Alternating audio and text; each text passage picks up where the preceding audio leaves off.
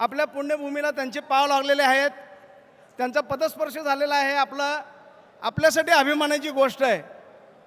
बागेश्वर धाम महाराज की, बागेश्वर धाम महाराज की जय श्रीराम, जय जय श्रीराम.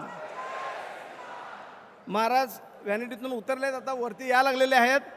या ठिकाणी कुठलाही गडबड गोंधळ करू नका. जाताना सर्वजण शांतपणे जावा. आणि महिलांना वगैरे बसण्याची जर का व्यवस्था नसली तर आपण त्यांना व्यवस्थित थोडीशी महिलांनाही बसण्याची व्यवस्था करून द्या. अडचण जेणे होणार नाही अशा पद्धतीने जरा थोडंसं आपण या ठिकाणी वागूया. आपल्याला सगळ्यांना व्यवस्थित त्यांचं भाषण ऐकायला मिळणार आहे.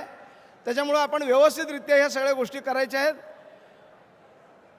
महाराष्ट्र साहित्य परिषद शाखा दक्षिण सोलापूर हे वेगवेगळे कार्यक्रम सोलापुरामध्ये करत असते आणि त्यांचं एक परमभाग्य आहे की त्यांना बागेश्वर धाम बाबांचं या ठिकाणी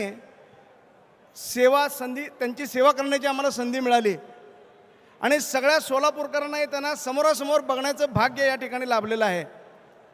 एक तर विषय असा आहे की सिक्युरिटी हा विषय असल्यामुळे आपल्याला त्यांना वैयक्तिक कुणाला भेटता येत नाही आहे, परंतु आपण नजरेतनं त्यांना आपण पूर्ण आपल्या नजरेमध्ये आपण भरून घेऊ शकताय. इथं पूर्ण वेळ त्यांचं व्याख्यान आपण शांतपणे ऐकायचं आहे. त्यांच्या व्याख्यानाव्यतिरिक्त कुठलाही कार्यक्रम या ठिकाणी दुसरा असणार नाही आहे. त्यामुळं ते आले की आपण त्यांचं व्याख्यान सुरू करूयात. 2च मिनिटात महाराज आपल्या इथं वर येतील.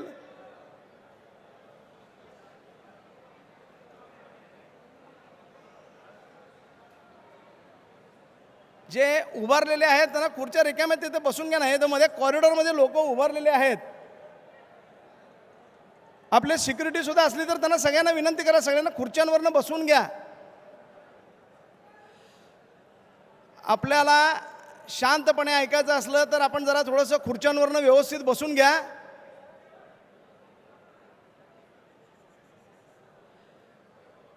हा सगळा कार्यक्रम करण्यासाठी आपल्याला बागेश्वर धाम संस्थान जे आहे त्यांनी आपल्याला खूप मदत केलेली आहे आणि त्यांच्या प्रेमामुळेच आपण या सगळ्या गोष्टी करतोय. या ठिकाणी परमिशन देण्यासाठी आपल्याला सोलापूर महानगरपालिका, पोलीस आयुक्त या सगळ्यांनी सुद्धा खूप मदत केली. त्यामुळे आपण त्यांचेसुद्धा या ठिकाणी मनपूर्वक आभार मानतोय की त्यांनी आम्हाला या ठिकाणी खूप सहकार्य केलं. तेली मॅडम, लोकरे साहेब या सगळ्यांनी, CP साहेब आपले या सगळ्यांनी खूप सहकार्य केलं. आणि या ठिकाणी जे सगळे आपण पेंडॉलमध्ये बसलेलो आहोत तो पेंडॉलसुद्धा आपल्याला एक दिवस अलीकडे सभा होती म्हणून आपल्याला त्या कोल्हापूरच्या वेंडरनी महाराजांच्या सेवेसाठी पूर्णपणे आपल्याला मोफत उपलब्ध करून दिला. त्यांचेही मी या ठिकाणी मनपूर्वक आभार मानतो. त्यांना हे सगळं सामान तिकडे न्यायचं होतं, परंतु आम्ही त्यांना विनंती केली की बाबा महाराजांची सभा आहे आणि खूप दिवस कमी आहे, त्यामुळे आम्हाला तुम्ही सहकार्य केलं तर चांगलं होईल.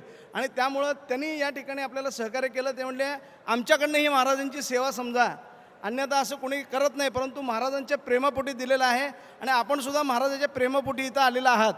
त्याच्यामुळे आपल्याला महाराजांचे जे अमृतवचन ऐकायचे आहेत त्याच्यासाठी सगळेजण आपण आतुर आहोत. त्यामुळं व्यवस्थितरित्या त्यांचं आपण प्रवचन ऐकूयात. जाताना अतिशय शांतपणे आपण जाऊ द्यात. घोषणा फक्त जे द्यायच्या आहेत त्या जय श्रीराम एवढ्याच घोषणा आपण द्यायच्या आहेत.